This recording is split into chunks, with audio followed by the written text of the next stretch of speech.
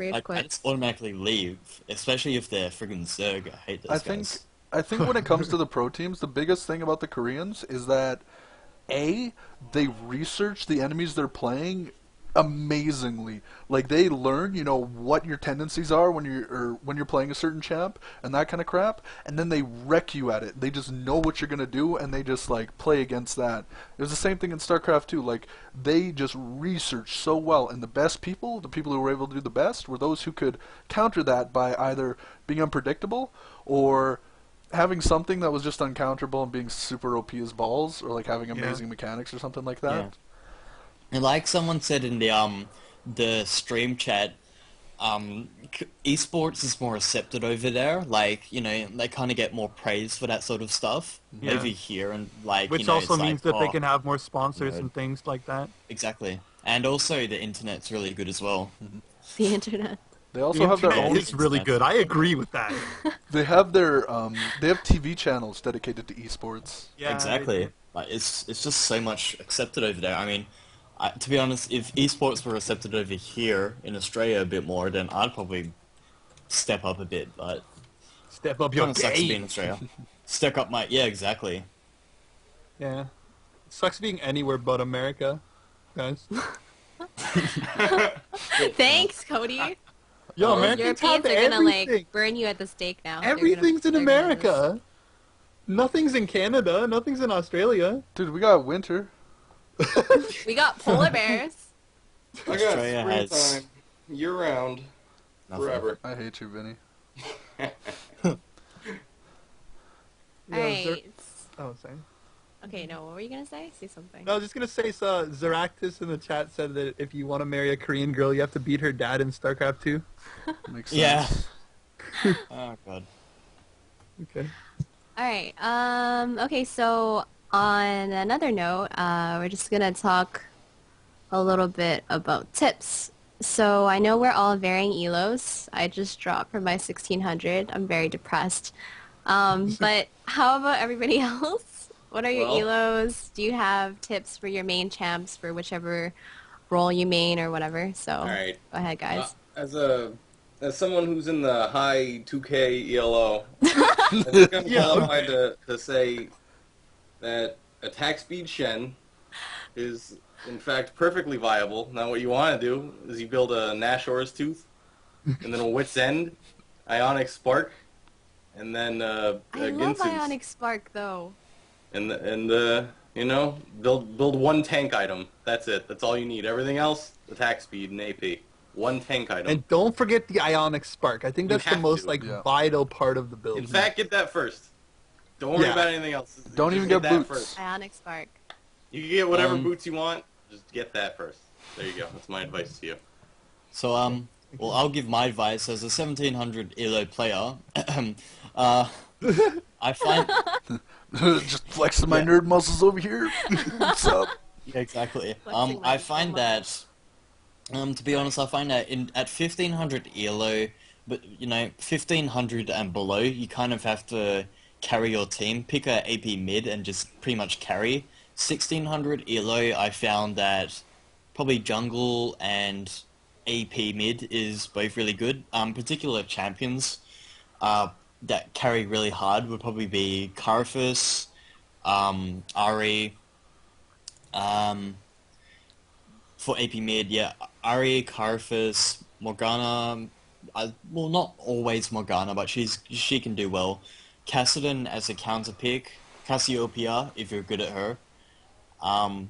Twisted Fate, Vladimir. They're all good AP champions in my Karthus opinion. is pretty solid to play AP2 in Yeah, ranked because he really influences other lanes, especially like exactly. I think when his it comes to ulti's Karthus though, you have to be smart about your ultis. You don't use it to get kill steals. Use it as soon as your teammates are fighting.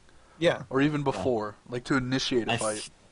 I find that I pretty much find that in ranked at lower levels, get a champion with some sort of roam ability or like somebody that can either assist other lanes or is really mobile. For example, Karthus, Ari, and TF. I find that those are my best low elo carry champions. And once you get to a high elo, it gets a bit harder because you have people that get better, so you can't just, feed off of them.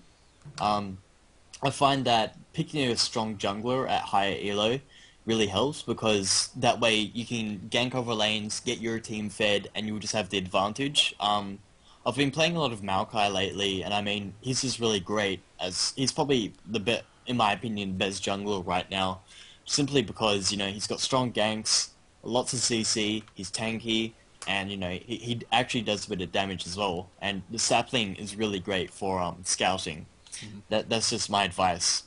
Pick Maokai for jungle and Yeah, Maokai is a really strong go high. jungler. Yeah, and go high mobility AP mids. That's just my opinion. Alrighty, I'm gonna say what I want to say. Yay! So someone in the chat said, someone named Slap-a-Ho Chief said, Wow. I want to know how to carry as an AD bottom. And I know, Wendy, I know that you main AD/support as well. Oh my god. I also Right? main AD. Yeah. I think the biggest thing that that an AD carry can do is just to farm.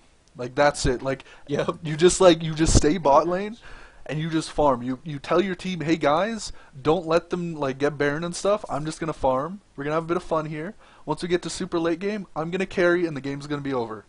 And that's what you got to do. Just get your CSing down and learn how to play your champion. Yeah, Counter Like pick. actually, that's pretty Yeah. much it.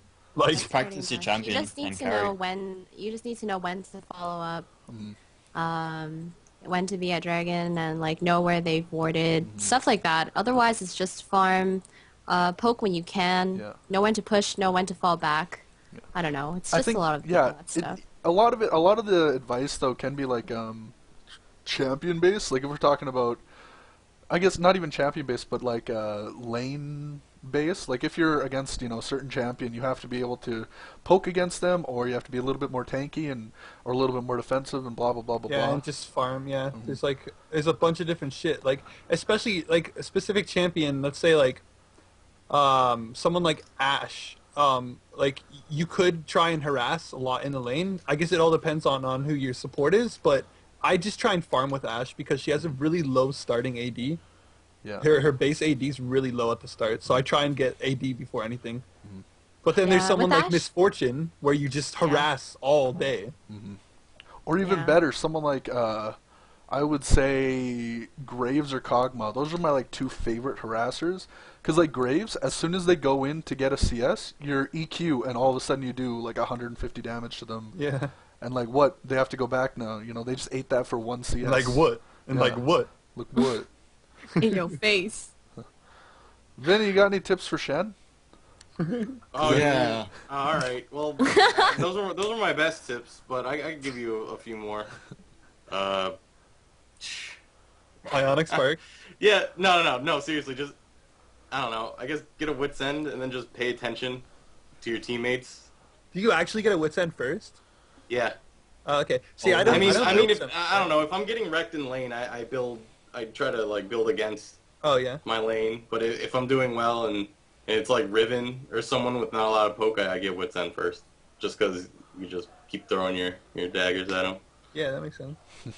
So I don't know. I actually don't think I've ever built wit's end on Shen, which is stupid of me. I don't think I've ever built Wit's End. Oh, on Udyr. That's it. Udyr's pretty fun. Udyr. Good ear. I guess I do kind of main jungle as well. I think if you're trying to be a good jungler, you have to understand your champion and the enemy champion at the same level. Even more, if you could just understand the enemy champion 100%, you could be good in the jungle with any jungler. If I'm going against someone who's on either a Skarner or a Nocturne, I know where they're going to be in the jungle depending on where they start. And as soon as I know that, I'm okay, so these lanes are vulnerable, I can do this, or I could even go in counter jungle if I'm playing a certain champion and blah blah blah. As well as pinging, making sure your allies know what's going up. So if you're coming into lane, just ping ping ping. What I like to do on a jungler is actually when I get into the game, I take a look at my teammates and see what they're typing, and then I ignore them all. Yes, Because like crumbs. in solo queue, when you're a fucking jungler, you're blamed for everything. Yeah, exactly. Everything. Lane dies. it's your fault for Yeah. not Oh, getting the ganking. jungler hasn't been ganking enough. What the fuck? Get the fuck out of here. Win your lane. Stop being a baby. Yeah. No. Okay, I want to say what I do in solo queue. Okay, so I'm 1525 elo right now, and what I do is I play on days that I'm super happy and nothing but super happy. If I Yeah. play on a day where I'm like just chilling and maybe a little bit tired, I lose every single game and then I get pissed for the whole day. So I have like 60 solo queue games played, and I'm never playing any until I get happy again. Aww. So I yeah, never solo queue ever. I only play like ranked if I'm duo queuing or it's like 5 people because I can't. Yeah, can't no, do me it. too. Me too. I can't do it. It's not fun. yeah. Also, a lot of it is also having a positive attitude. I mean, before in ranked, I used to rage a lot and I found myself dropping a lot. But now recently, I've sort of changed my attitude, and I've actually been gaining a lot. So I say keep a good attitude in your game. Don't rage. Try, if your team's doing bad, don't be angry. Just say, hey, you guys are trying. Just listen to me. We can play as a team, and we Yeah. can win. And that actually does work. It does work. Like, just don't rage. Just be Yeah. a good guy. Don't piss them off. I try, but sometimes they Hard to just do. they don't Hard don't to listen. do. Yeah. No, it's just that they I- don't listen. They're so thick-headed and dense. They're like, nope, it's everyone's fault but mine. I fed it. And that's why you guys, have but, to be. It's like, You Well, can't I be find afraid to that, use the ignore button. That's why. But yeah, that's it. But the thing is, if you find that someone's being a douche, just keep playing, ignore them, and just report them after the game. Because if you respond to them, then you're just making it worse for yourself. Because you can get Yeah. banned. Like actually, So- or not even banned. You could just get mad. I don't yeah, hit the you ignore skip that. button because I'm afraid they're gonna have something important to say aside from all the garbage. No, and fuck then, that. like, Aside from I being miss it. douchebags. Yeah, like they'll like call someone's missing or whatever, but then I guess like, you just pay attention to the map. I don't know. I don't know. I'd rather not mute them in case they have something important to say, or guess they're so. gonna go and do something and then I don't know what they're doing and they just go off and die or something. I'm like, why did they do that? And then when in actuality they're like, hey, everyone help me, or whatever. So, Well, that's their fault for being fucking assholes. yeah, I guess. I guess I'll talk a little bit about supports. I do play AD, but we just covered that a bit. So, with supports, there's really not much tips I can give. I mean, as a support, you keep like a lot of the timers, especially like on Dragon or Baron. You keep ward timers. You tell your teammates where people warded, when they warded, so that you can